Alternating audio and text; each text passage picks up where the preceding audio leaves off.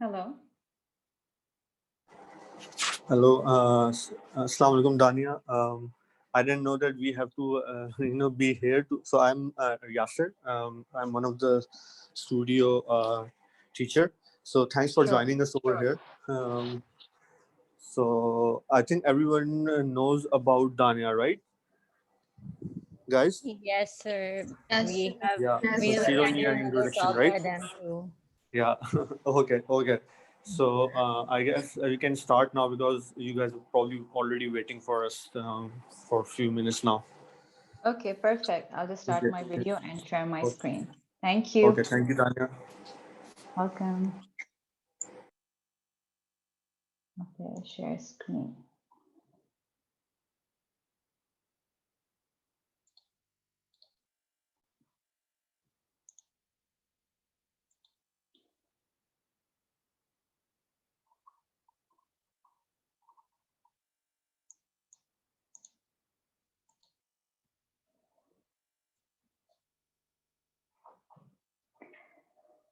Hi guys, it's my first session for presenting on Zoom, so it's a bit unusual.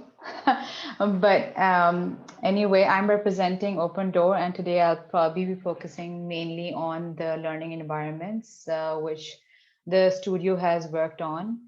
And we still have a long way to go, but there are certain important concepts that we've started working with, and I'd like to share those. I'll just start with our values, and I believe that these are for all our projects, but they become essential in also the learning environments that we work on. So I'll just read it out for you guys. We strive to create spaces that can bring a sense of joy, peace, and comfort to people's lives. We are inspired by the human connection to the natural world. Our practice strives to remain rooted to that which is essential and to fundamental human principles. Such aspirations enable us to understand ourselves and the world around us. We enjoy working across varying skills. In this way, our work allows us to explore values that are important to us, from the scale of a table to that of a school. We see architecture as a profound medium that can lead to a good life. Its practice can make the world a better and beautiful place. So just sharing on the contents of today's presentation, I really wish this could have been a more engaging back and forth sort of presentation, but I understand that in Zoom it becomes a bit difficult to kind of manage that. But hold on to your thoughts, write those down, and we will definitely get to speaking about those towards the end of the presentation. We will just start talking about as an introduction, about learning environments in our context, the changing concept of learning, and how this change can inform better spaces for education. The next thing is some fundamental concepts which, as Open Door, we've tried to apply in most of our educational spaces. First is relationship between formal and informal spaces, accommodating for different teaching methods, health and well-being, imagination and exploration. There are certain projects that we worked on that we'll be sharing, so I won't read up the list, but most of them are in Karachi. And we'll follow that with a question answer session in the end. Okay, so starting off with the learning environments in our context, and I believe that we have most of you have been through educational institutes in Karachi, in Pakistan, and we have a first-hand user experience of these buildings, of these institutions. And if you ask your parents, they probably went through a very similar way of receiving education. And now it's different. Perhaps we're having a Zoom class and which the environment is in question. But generally, if you look at our school buildings, how much has it changed? That's the bigger question. And in so many years, there has been so much research on education. There's such advancement in technology. So how do we as architects keep up with that? So I think it has to start informing our design in the spaces we create, because that's the only way where we can actually push the education system as well. So generally, if you think about it, mostly the idea of the school where you have a formal education to the relationship of play and exploration are two very separate zones. So, play would happen in a certain time period where you go for your games period, or it's a break time, or a certain art class. But otherwise, in traditionally in schools, both these aspects have been two very distinct spaces, um, and very controlled. And um, in a, I would say, so that's a traditional setting I was talking about, but in a modern concept of learning, it's more about how can we merge these two together, how can we start talking about learning and exploration, learning through exploration more, how do these spaces start coming together. So starting off with that, something that really inspired me was a visit to Shigar, and northern Pakistan. This was also something that the Indus students back, I guess the 2013 wala batch probably interned as well for this project. But we all went all the way to Sugar, and I was teaching at Indus at that time. So it was very interesting to see that they already had a school building, which was a block, and they started developing a teaching garden next to it. And in this teaching garden, this is not an open door project, but this has been a big inspiration, so that's why I included it. And eventually what they started doing in this teaching garden is to introduce small masses, and small activities which could enable students to learn in different ways. So, when speaking to the administration of the school, one of the biggest things I said that, it's so much easier to take them outside and teach them a certain concept of science than to make them sit inside the classroom. So, say if we're talking about the rotation of the Earth and how that affects, say, light, and generally anything and everything, it's so easy to just step outside, stand around a sundial, and talk about shadows and talk about the direction of sun, direction of light. Similarly, something as complex as integration, or say germination of a seed, all of these ideas are so difficult explaining in a classroom, and a teacher has to say draw diagrams, read so much text in order to explain those things. But if you really bring that learning outside and show and let the students explore and understand that, it makes a massive difference. So learning from something over here, I mean, from all the projects that we started working, we started to bridge the gap between formal spaces and informal spaces. So if you think about a traditional program that you receive to design a school building, you'll be talking about, and even we as architects, when we receive a program, there are formal learning spaces, and then there are informal spaces. For formal spaces, it's more like work and study, and informal becomes play, collaboration, spaces for rest. So work and study would happen in classrooms, labs, libraries, and play and collaboration or rest would happen in playgrounds, interactive installations, in between spaces, or circulation spaces. So in between spaces could even be a courtyard, or circulation spaces can be corridors and staircases. If you think about the formal learning, they're more focused, they're controlled conditions. Libraries may overlap sometimes between formal and informal, but generally, all these spaces have more controlled conditions. Whereas informal spaces have, a social, spatial, programmatic openness. They're highly adaptable. You will really see a student's individual personality or their preference when they are in an informal spaces, because they allow for them to adapt in different ways.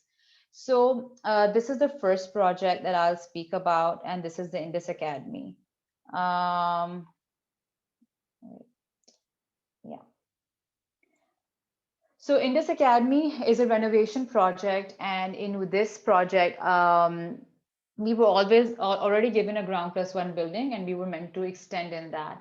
Now, traditional landscape is basically the outdoor space is separate and the building is separate.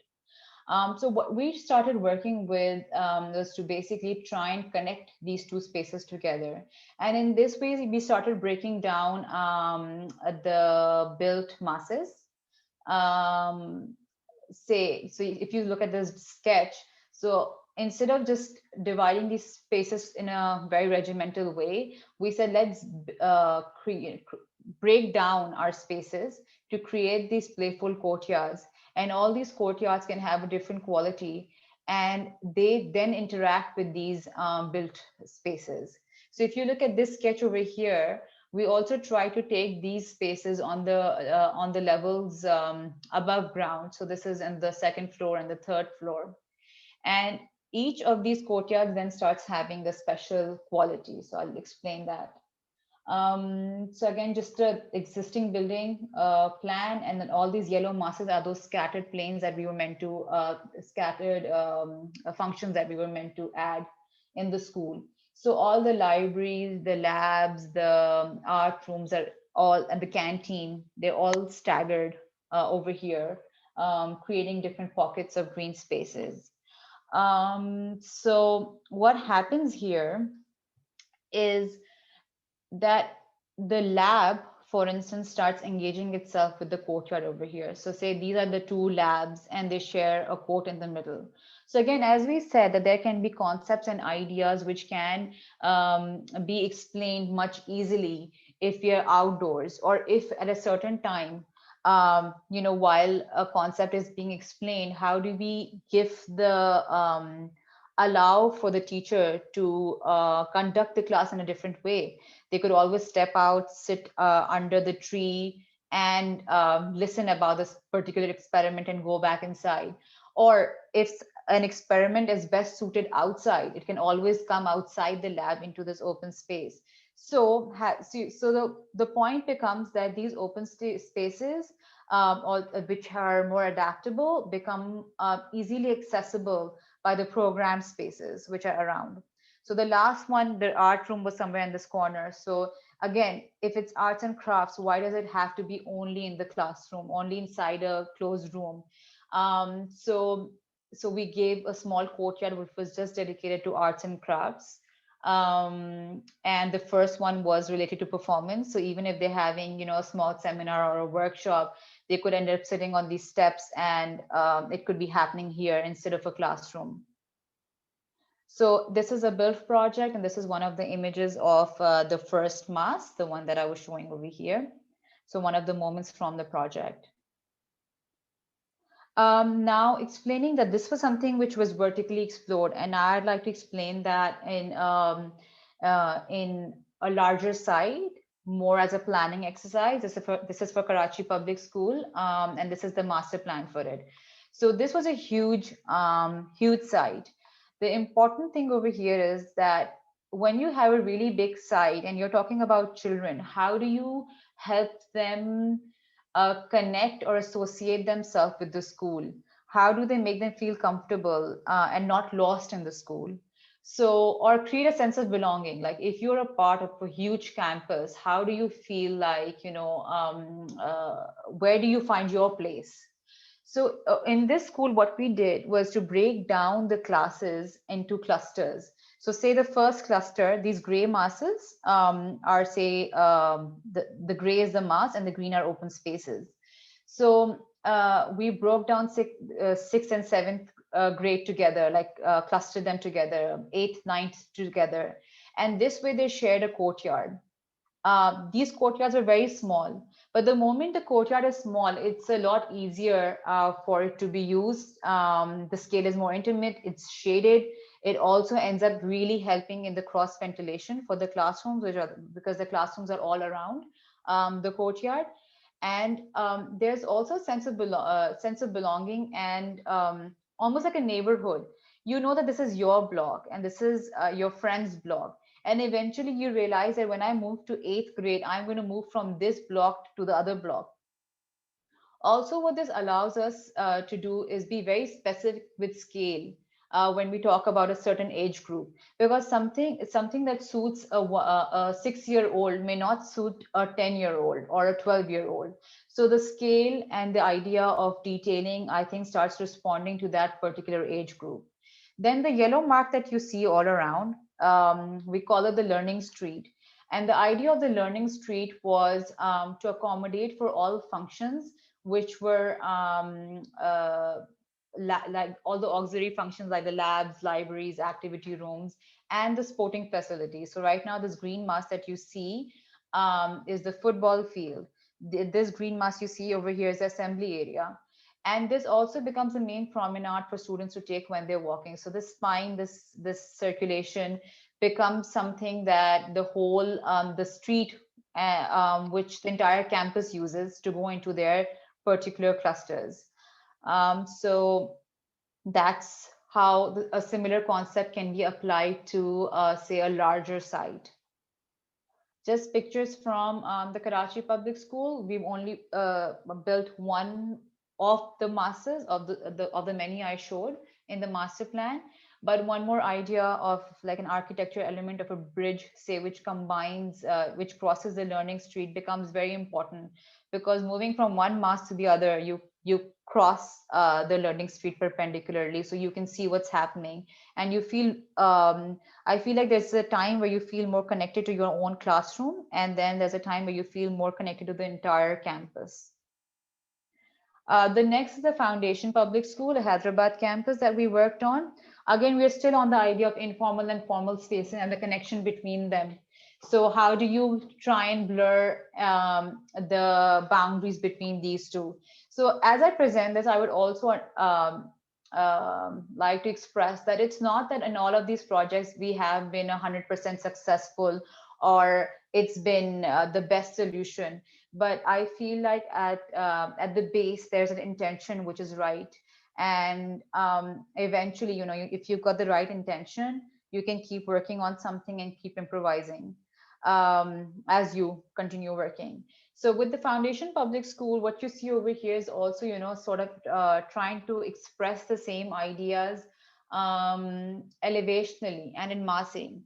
Like, how do you take something which is more informal, or say an art room or a library, and try and express it in the elevation?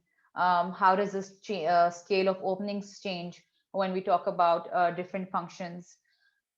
Another idea in this school was to really activate the corridors. Now, this is again a renovation project, so it's not like we've been given site from scratch, but certain ideas that became important was to knock off some walls from the corridor, while the classrooms still stay more solid, which is on the right side. What we did was to really include a lot of glazing in spaces like the libraries or the activity rooms, or we also ended up giving certain classrooms, which we call the flexible classrooms, and I'll explain the concept later. And these were more transparent. So again, the whole idea is that people who are even crossing or is circulating through the school can see what's happening inside, and it may a certain activity may interest them. Or there's also secondhand learning, which happens apart from what you read exactly in your textbook. So that sort of exposure, or collaboration or connectivity is important in a school. So we worked with that, and also the idea of giving certain rest spaces, um, pause spaces in this corridor. They also became important in this project.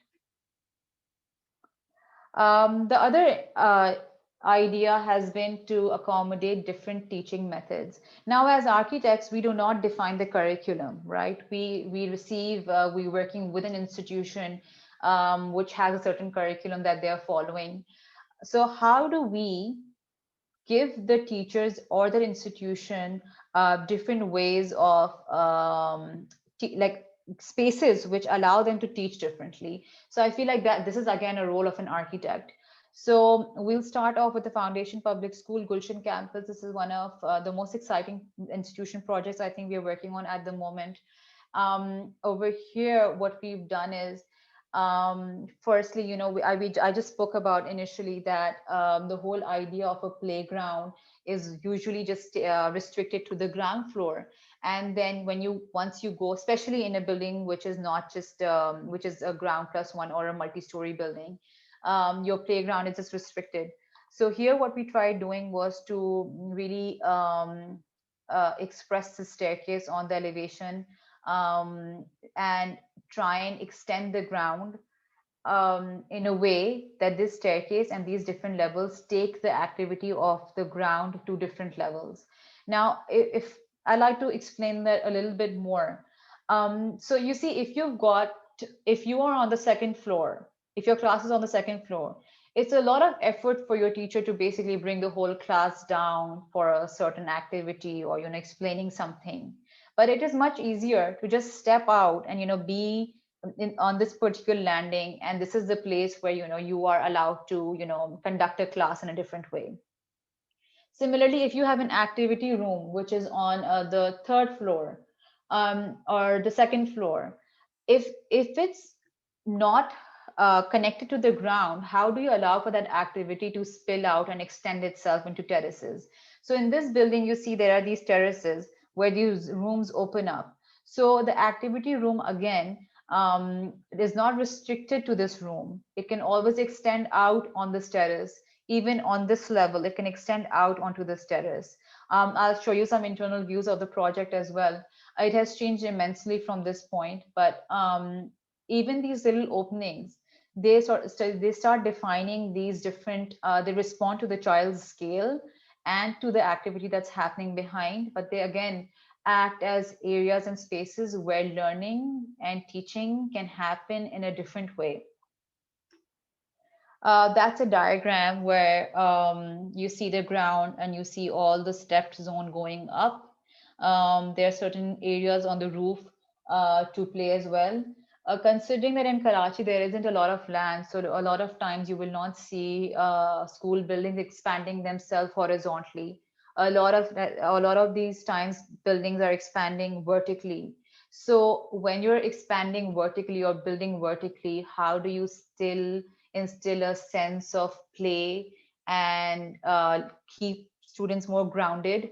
So this project sort of explores that. So that's one of the diagrams. Now, if you see the staircase, which has been exaggerated, that's one of the diagrams for it.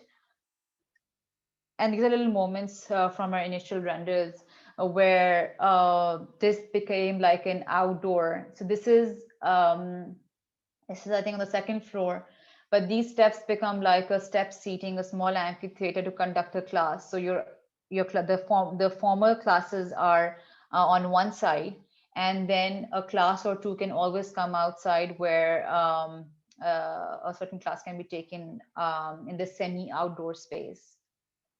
Even the idea of connection, scale, and circulation, where we were trying to explore different ways of even trying to circulate and move around a building. So this becomes a small corner, and how do we work with the different levels over here? How do we engage students with the openings and work with their scale in the building? Areas like these, which become an extension to the activity room, become important. These are those terraces. These are places where children can wait. This is the admin. On the right hand side is the whole admin block of the project. And we felt like the parents could be waiting, or the students could be just waiting on these steps over here. So just spatially looking at the traditional waiting areas or the traditional classrooms in a slightly different way. Another concept that's connected and it's a part of the school is within a classroom.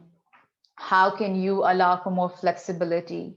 Now, this is Foundation Public School is very open to the idea of having a more flexible classroom area, and I'll explain what they meant by that. So, for instance, all the grade 1 students, there are mostly a lot of different sections like 1A, 1B, 1C. So, how can they come together into a larger volume where different spaces can allow for different kind of teaching and learning? अब इसके अंदर if I explain, you see these blocks, they could have just been all different classes. So this is 1A, 1B, 1C, 1D.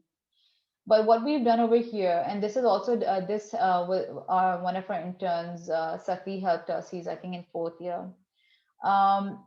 We ended up making it into a big open plan where there are 3 distinct areas where classes can take place, and each one of them can have a different sort of furniture layout as well. So you see there can be collaborative learning जिसके अंदर आप एक table के round बैठे हुए होते हैं, फिर आप एक लेक्चर ले रहे होते हैं जिसके अंदर you're basically sitting on seats and you're looking at the blackboard, which is very different from what happens when four people come together and they're sharing a table. And in especially when you're talking about a primary school, they have a lot of activities where they're all coloring together or working on a project together, and that requires a different kind of furniture layout, and a relationship with the teacher. So we felt like these rooms could be defined in a different way. And then there are activities where kids can come together.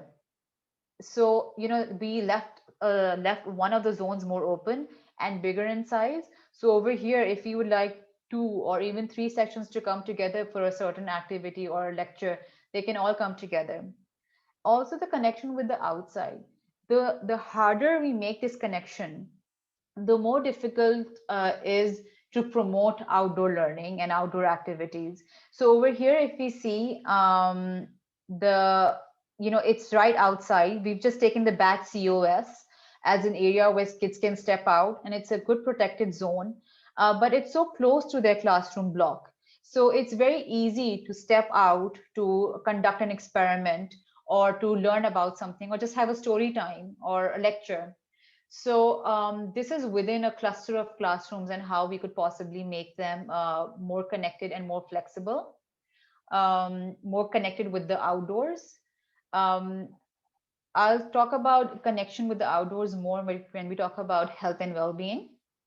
These partitions were also done in a more creative way, where we thought about how they can be storage spaces, how they can become, these planes could be more interactive.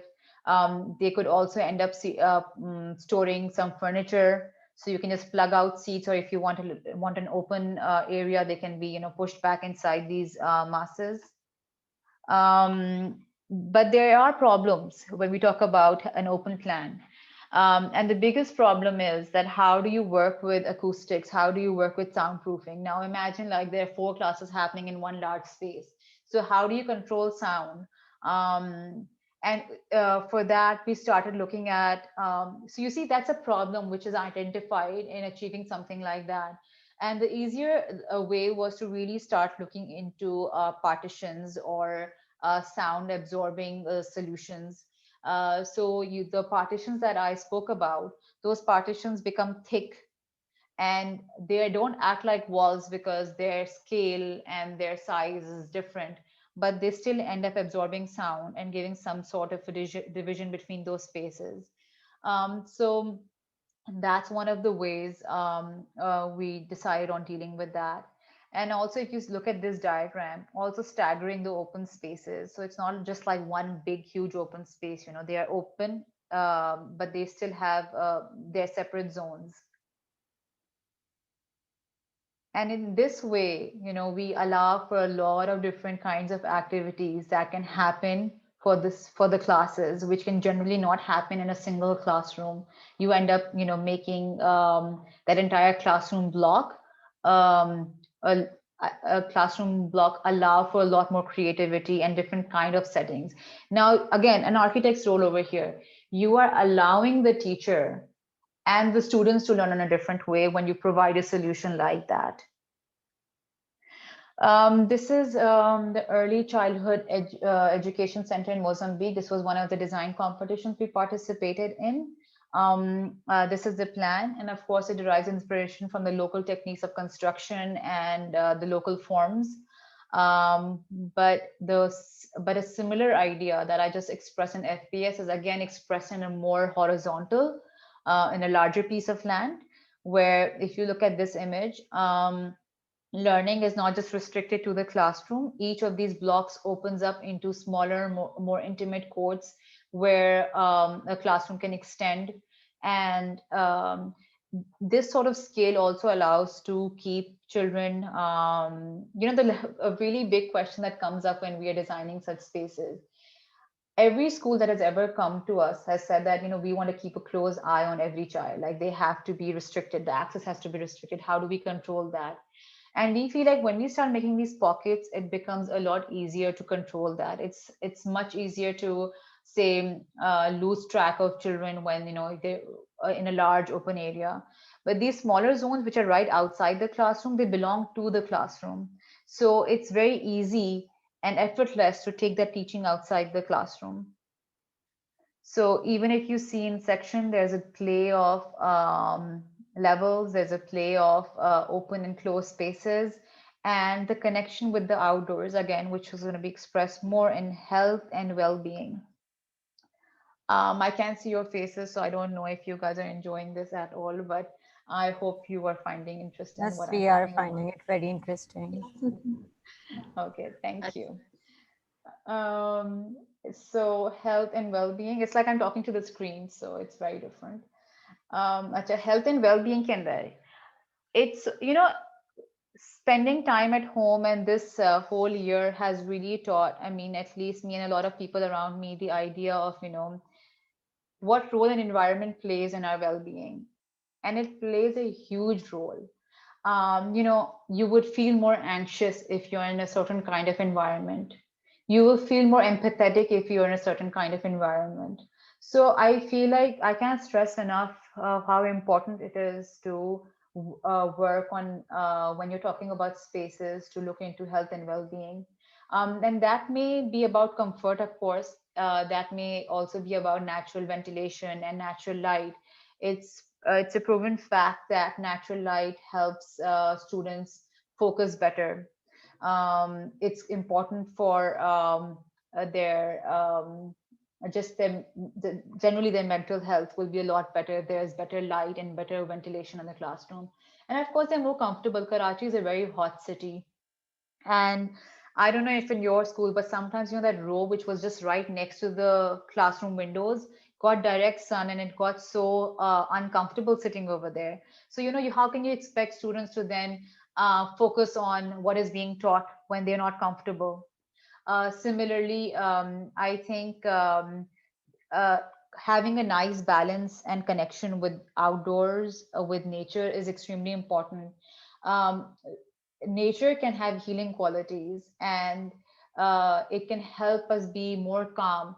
One of the very important concerns that a lot of schools have is that students are they're loud, they are destructive, um, they are frustrated mostly because naturally children want to be free, they want to run around, they want to be open in open spaces, and when you restrict them, that is going to happen. But how do you then create again that balance for them to be connected? How do you make them more empathetic? Like if you want people to understand the value or value understand climate change, for instance, or value a plantation and landscape, we cannot probably achieve that if we keep them completely detached from the outdoors. So that is one more important thing which we try to work in our projects, and let's start looking into that. Now this is the children's play area in the urban forest. It's a proposal, and it's not technically a school or a part of a school, but again there are lots of ideas I feel which become very important. And I feel like, when you're imagining your school project, it does not have to be like that building and that play area is detached. So how do you start connecting these two spaces together, and what concepts can be used? In this one very important idea was to give the a sense of safety and enclosure, but not make the kids feel restricted. So, in an intelligent way, if you see in this massing, there we burned up the sides, and we've created a foliage around this. So basically, and this is a point of entry and exit. So technically, it's a very controlled environment, right? You've got one point of entry and exit, but it does not make them feel like they are restricted, or they do not have an option, or they're being controlled. And that sort of freedom allows them to move around more freely and be happier. So in this one, we sort of worked with that sort of enclosure. Besides that, a lot of foliage and different activities which are spread around. So if you look at this, it's also about the scale. for the children. So we work with spaces and openings which allowed for that. And it's a small detail, but I'll talk about it. I mean, these are rammed earth benches that we proposed. Again, we live in such a concrete, jungle in Karachi. Everything is concrete.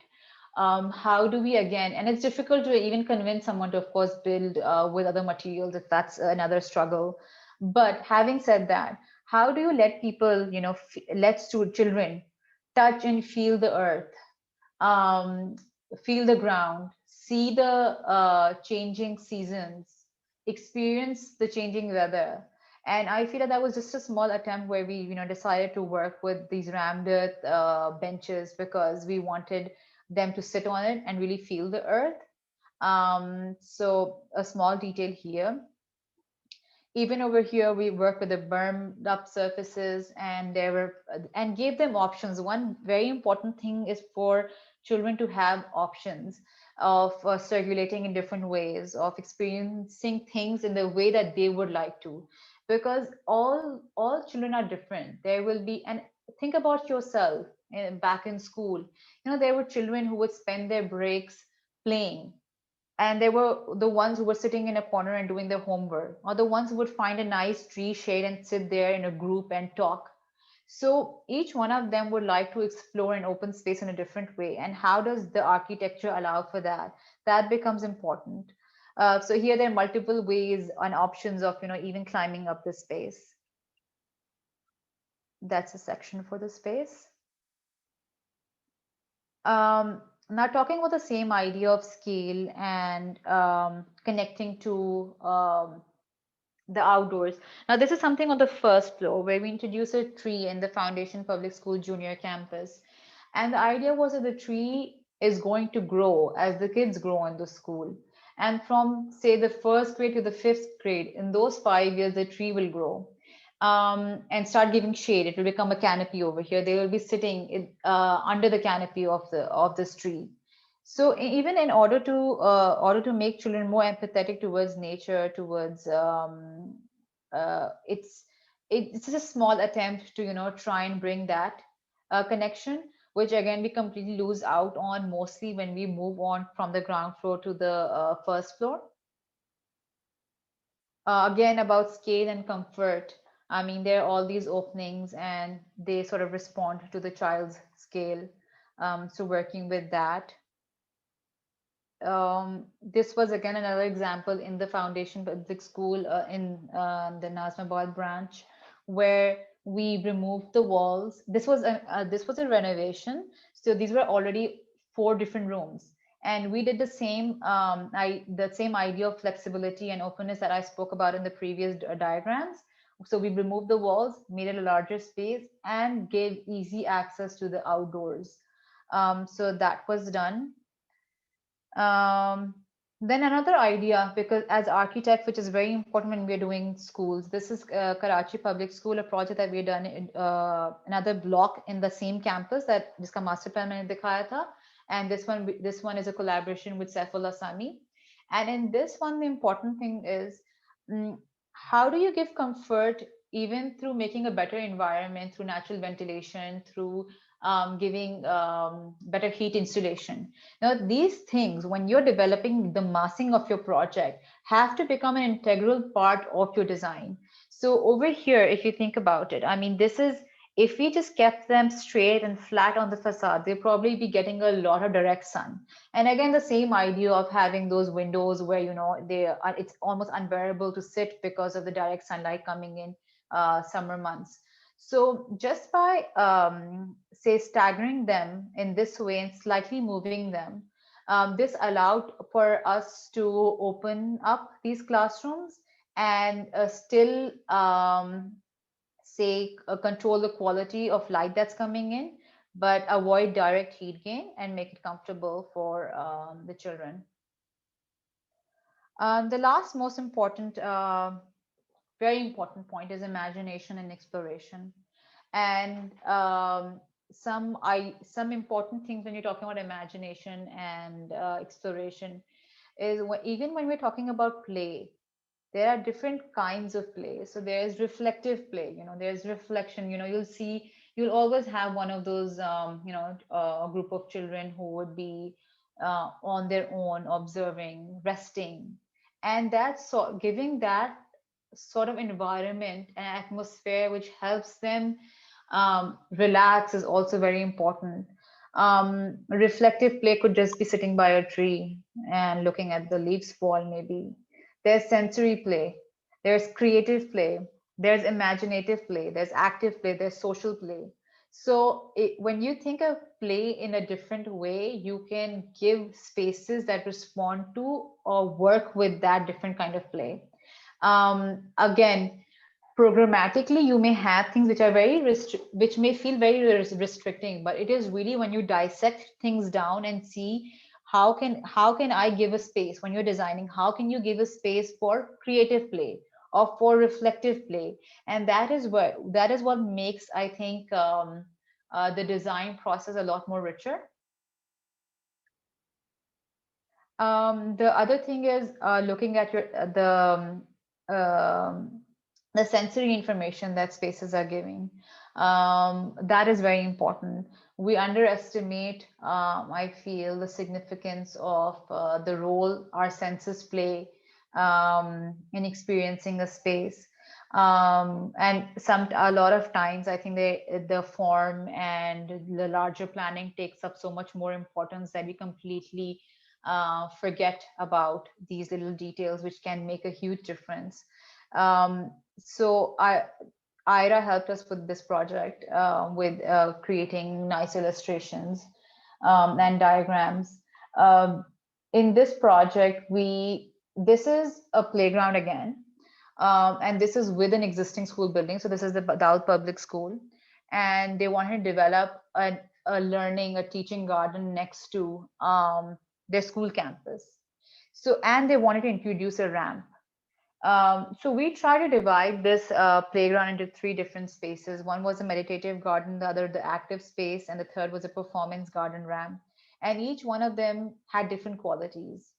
Mm, let's start off with the first one, which was the performance garden ramp, a place where there can be creative play, social play, reflective play. Is kind of technically we could have just developed a ramp which just started from a point and ended on the other floor. But we ended up making the ramp into a form that envelops a space. So by moving it around in this way, there's a space that is enclosed in the middle of this ramp, and that ends up giving definition to the space, and this ended up becoming an outdoor classroom or a space for some sort of small performance. So now a storytelling area or a certain kind of demonstration could happen outside the classroom, and then the students who end up using the ramp also from different points can view what's happening over here. So that's one of the spaces. um, just some 3D visuals of those spaces. The other one was the meditative garden. Now, when we talk about children, we emphasize a lot on color, shapes, fun activities, interaction, collaboration. These are the words that you will hear a lot when explaining a school project for children. But what isn't given enough emphasis is, I feel, meditation or silence or working. How can we help them work on their inner self? And here, this was just a small meditative garden which has a water body, sandpit, and silent spaces. And here, you really let them hear the sound of water. You let them look at water, and um, you know, touch water, play with sand, and so be very close to these elements. And it defines, it has a very different atmosphere, I would say, from this space. And they all are a part of one large playground, but this space and this space are both very different atmospheres of in a similar area. The third space, in the center, we left it more open. and this open space became an area for them to run. Now, again, when you're introducing spaces, you also want areas which can be a lot more flexible, like if someone wants to play something which requires a bigger open area or just run around freely. So left the central space a lot more open. Certain ideas which were important here were applied on a smaller scale in these little interventions in one of the existing schools, which we haven't worked on, but the sensory gardens we introduced. Like in the large play area, they wanted some, again, this school, this is Karachi Public School, and they realized the significance of giving such moments or these spaces for children. So Sher Bano from our studio, she worked on these small interventions where this one became about sound. And she was calling it a sound garden where, in the break time, some children would sit around this and they could really hear the sound of water. And and such a break she felt would be important for the students and really refresh them when they go back to the class. Then there was another which was called the Tactile Garden, where again the process became a lot more inclusive, where all the students came together to paint these different pebbles, and they were all put together to create this. And in an activity where you can include children, they take a lot of more ownership. And then instead of as an architect thinking as a child, you include them in the process. So that was one more a little intervention. This one was called the texture garden. This was again a small intervention where you could walk between these different plants, and each plant is very different over here in its the kind of leaves it has and its scale. And again, you would expect a few children sitting around it, but again, these are small interventions which should become an essential part of planning. And here, of course, they are a separate thing that you see from the building, because they are an intervention which has happened after a school building has been constructed. But while you guys are designing, it becomes important to look at these moments and start looking at them as a part of your project from the onset. Now, this could be any scale. This can be a scale where you could imagine. Now, I don't know. Here, this is a bench, but this could even be a block, a classroom, if you imagine it in a different scale. So I guess the same ideas which are applied on a smaller scale can always be applied um, on a different scale, on a larger scale. So that is one more small intervention. And on that note, I'll wrap up the presentation by one of these quotes, which always inspires me. And it goes like, a profound design process eventually makes the patron, the architect, and every occasional visitor in the building a slightly better human being. And so I'll end with that and I'll be open to questions. But before we move on to that, this time in in Indus, third year, I understand that institutions can sometimes, really dry out all your energy. But know that this is a very special time to explore, to create beautiful things with freedom. And I want you guys to enjoy that, because when you look back at this time, you will always just want to, be able to do more when you were at that time. So give things your best and believe in the power of architecture, believe in the power of good design. And because if you believe in it, you can work towards creating better spaces. So on that note, if you guys have any questions, I'm ready to take them. Thank you. Hello, Miss. First of all, thank you so much for such descriptive presentation. I really, really enjoyed it. So the question that I have is about the zoning. Like initially, how do you divide the school project into different zones, and how do you cater with them? About zoning. Okay. So the program that you probably received has classrooms in it, right? It's got lab, library, some other functions, administrative functions, and then it's probably got like a playground. So I feel like in terms of zoning, I'll go back to the presentation as well. Mm, these blocks or these zones don't have to be separate from each other. And that's, I think another important thing to look into when you're zoning. I like the classroom, the ground, the lab function. It's important to start seeing how they come together. Um, I don't know if I can answer your question correctly, but I feel like don't think of them as just separate zones. Think about how they can intersect. So when you go to your classroom, how is the classroom connected to the ground? How is the ground connected to the library? So I feel like that sort of connection is extremely important. Um, yeah, does that answer your question? Like partially, because like I was thinking in terms ke matlab we have to do the zoning for the next class. So like I was thinking in terms ke like how do you initiate, like obviously you just jot down the programs and then you establish a relationship between them, or like you first Hmm. separate them as zone. Acha, I would say that concept and zoning has to go hand in hand. Okay, in my opinion, it's not like you can zone a project without understanding what larger idea you're working with, because your larger idea is going to reflect the way you zone your project. Okay, so if you look at KPS, the master plan where I showed you different clusters, it's zoned in a way because there's a larger idea that's informing that sort of zoning, right? And if you look at Indus Academy, there is a very different kind of zoning. It's about a mass, a court, a mass, a court, because and then a line of classrooms.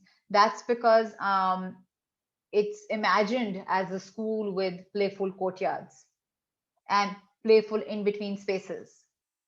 So I feel like it's really important to start establishing. Now, if I actually share a whiteboard, maybe I can explain it better if I draw. So you see, there can be different ways that we start developing the school. Now, what is your school about? Is it about like, a large open space, जिसके around हम बोल रहे हैं कि like my school is all about, for instance, X example दे रही हूँ, the open area and the all the buildings that come around the open area, right? So in this way, the red, which is the open area, is enveloped by rooms or by volumes, okay? And that is what you're looking at. But you may not be looking at things in this way. You might be saying that I'm going to be looking at almost the ground becoming a I can't copy paste it. So this ground becoming like a something like a space which is sandwiched between my masses. So now it's a very different approach, because now what we're looking at is, let's turn it into red. Excuse my use of Zoom annotations. Yeah. So yeah, so you see now so now in this diagram, I think about further. I'm like, okay, I want to do something in which the relationship of my classroom, which is the green mass, to the relationship of my ground, which is the red mass, is then connected to the other classrooms, or is then connected to my library or my other functions in this sort of a way. So again, this is a different sort of condition than what we develop here. And in this one, I'm saying that, okay, all my shared functions would possibly be, will possibly be here. So my point being that these three things are different zones, but the way they are drawn out are very different in both the things, because both of them respond to a different way of, we're trying to achieve two different things by this sort of zoning. But if you just have to do a zoning diagram, I mean, that's you may respond to site for it. For instance, if your site has streets on one side and you may decide that, I want to keep certain functions away from the street. I want the admin to be closer to the street or to the entrance. So you may be zoning it in a very contextual way. You unmute, Bisma. You saying No, something? no, no, no, no, no. Oh, okay. So I'm saying that, if the zoning could be happening in a very site specific way as well. For instance, you say that, my wind is, let me clear this. Uh, yeah. So you say that, this direct, this मेरा wind direction ये है. So I want to start placing all my classrooms on the wind direction because that's important for me. Or I want these classrooms to be away from the street. So that's why I'm putting them at the back. So I think the zoning process can also be informed by not just your concept, but it can also be informed by your site. All right, I get it. Thank you. Welcome. Yeah. Are there any other questions? Hi, I have another. Yes, I have one. So basically, I have this confusion that where we draw that boundary in between architectural spaces and the interior spaces, because in a primary school or in a user-like school, there's a lot of stuff that is directly related to the curriculum as well. So how do we exactly design the spaces that are interior spaces? Because we don't really know the curriculum as part of our brief right now. Right. But technically, okay, so you are probably not designing the in I feel like there's a very there isn't a fine line between these two things. They're blurry again. It's a matter of how much detail you can get into when you're designing, how much time you have when you're designing. But if you look into a classroom, the furniture layout or the way you do your planning is definitely, it may be a part of the interior, but it is something that an architect would put together, for the space. Similarly, if you decide on doing like say library, if I should have taken out the images for other projects. So just like in at the FPS library, we ended up giving a step seating. So the whole library is actually a few steps, and those steps end up becoming the space where children sit and read books, or they also become storage spaces. So again, the point being that I feel like your idea or your concept for a certain space can inform the kind of the elements of the way you use the elements of architecture. You in your hands, you're controlling the elements of architecture, right? Like you're controlling the roof, you're controlling the floor plane, you're controlling the wall planes. That is something that you're controlling. So if you want to if you're designing an art room, you know that functionally, programmatically, an art room, it will be great for the art room to have a pin-up space, right? So as an architect, you are incorporating a pin-up space, a space where artwork can go. And then you start thinking about what can this pin-ups, how can this pin-up space have a connection with the rest of the school? Because if students are working and they're putting up their work, how can I start connecting this work to letting other students experience this? So I feel again, it's a matter of just using these architectural elements in a more creative way. And even color, there's something interesting that is Dania, who was in fourth year, Dania Kamal, still in Indus, or she graduated? She's in theater, I think. Okay. So when we were working on FPS in Azabad, it's interesting because so many of you have interned. So Dania was working on this the idea of color and what color is important for students. So when you're talking about color in architecture, color can be looked at as a very superficial layer, and it can be looked at, and that's not the way it should be looked at.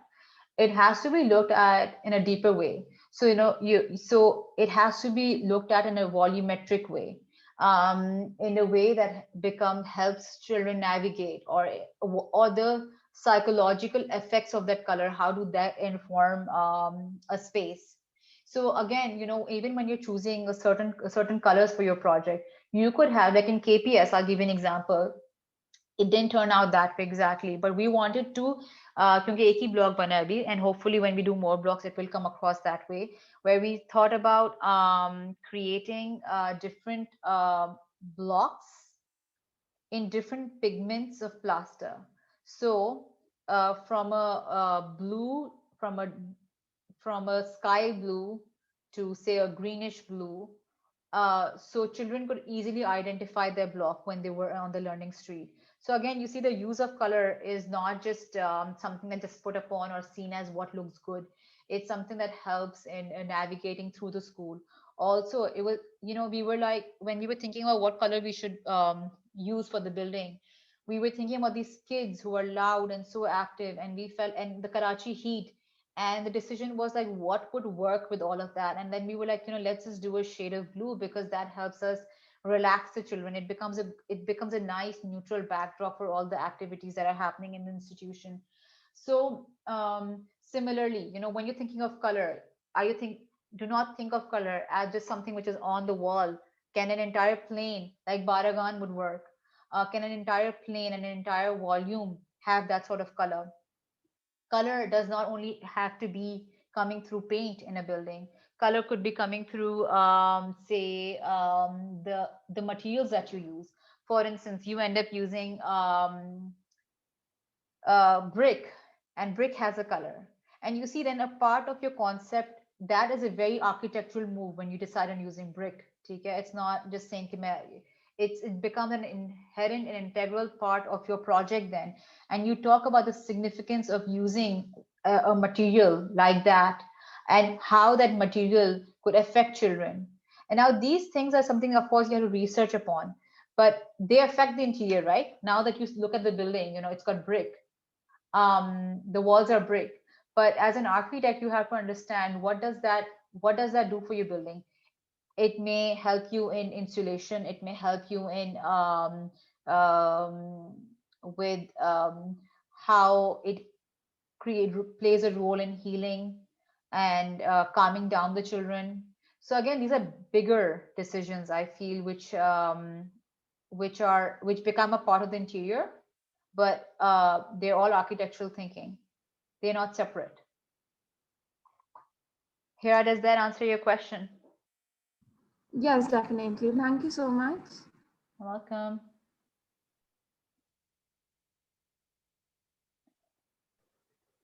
Are there any other questions? Yeah, I had a question. Okay, so can you give me 2 minutes? I just need to send one message. Yeah, sure. My phone's been ringing. Sorry, just a second. No worries.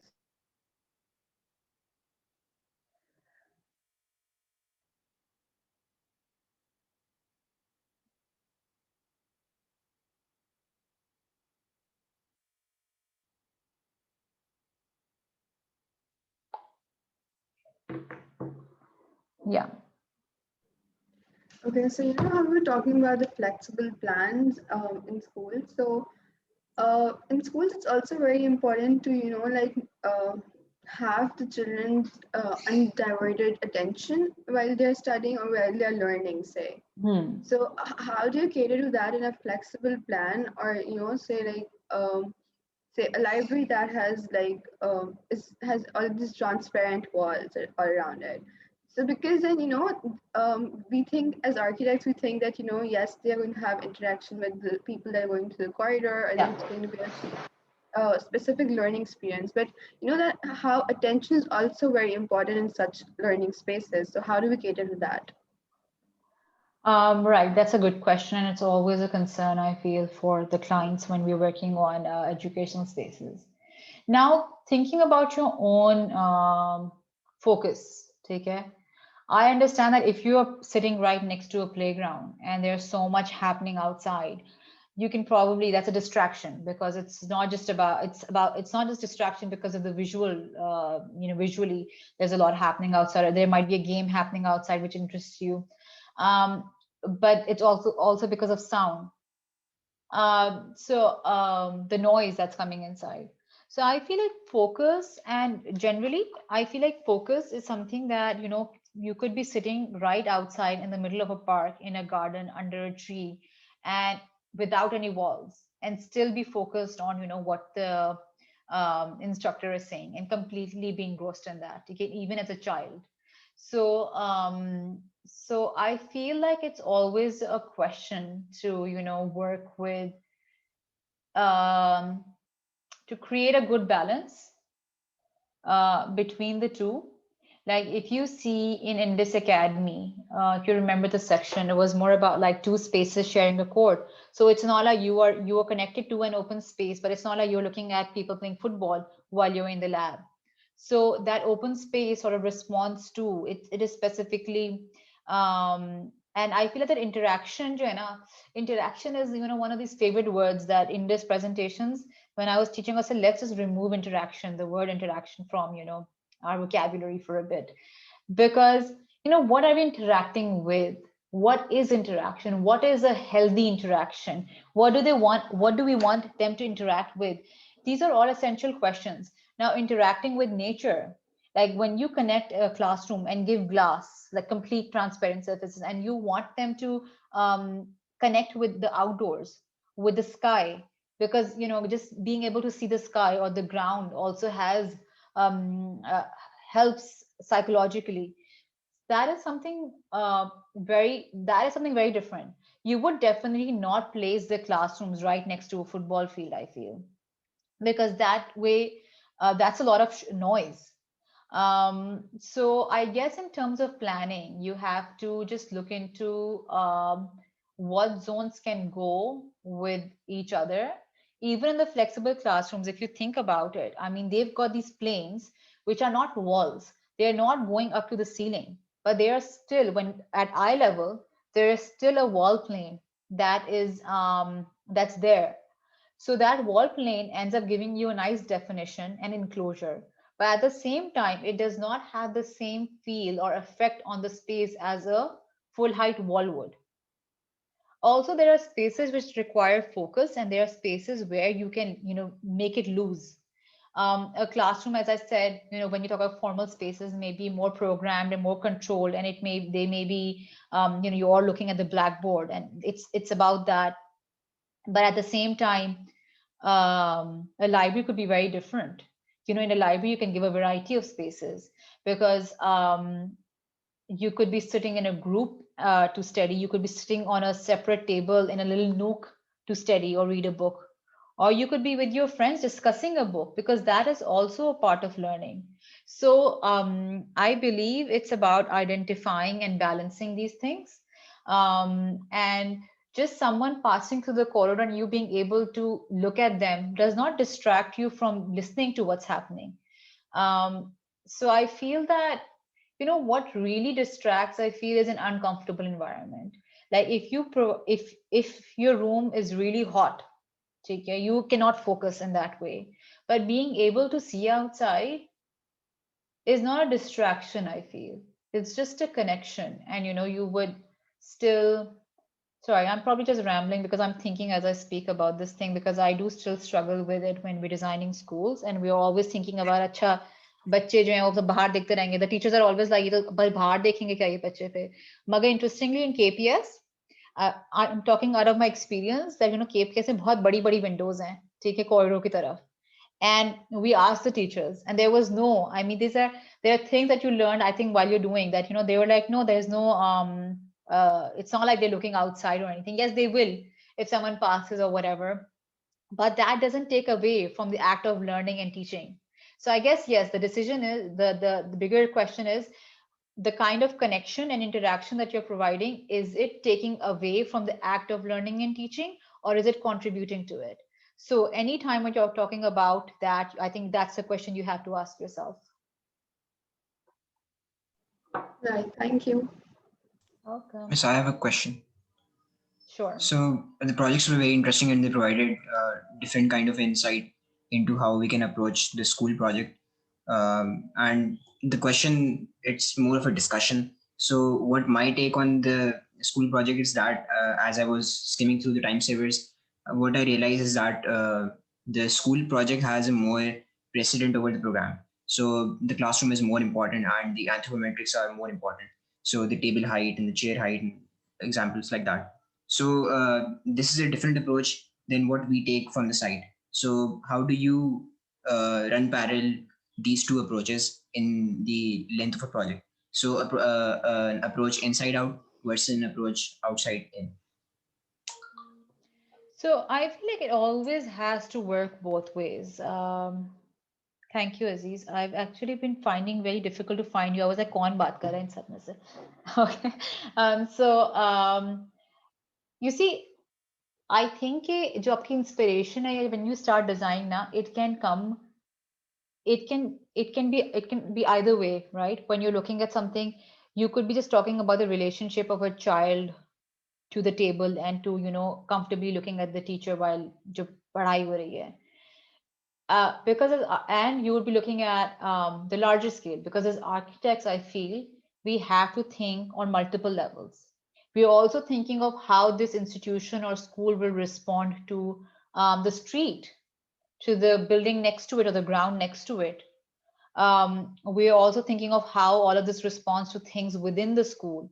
And then we come down to the idea of a single classroom, which is a very important component, which will end up defining the entire school, this one module of classroom. How do we make this one module of classroom more comfortable? So, what is important for kids, for children? If it's a primary school, a lot of times primary school see, primary schools are also a bit different from the secondary schools, or A levels, colleges. So, what's unique about the curriculum of a primary school or how they are taught? So, I feel that um, it's not inside out or outside, like either way. I feel like you're completely oscillating your mind between both at any point, because you see, furniture is something which is not permanent in a building. A building will stay for hundreds of years, while the furniture is something that will come inside. वो पहले class 1 थी, अब class 2 बन गई है या कोई और. It's Furniture is something that, as architects, a lot of times you may not be designing for a school. They might be purchasing from somewhere. Okay, so it might be something that is standardized. किस size का होना चाहिए, कितनी space बच्चे के लिए होनी चाहिए, and you can put those.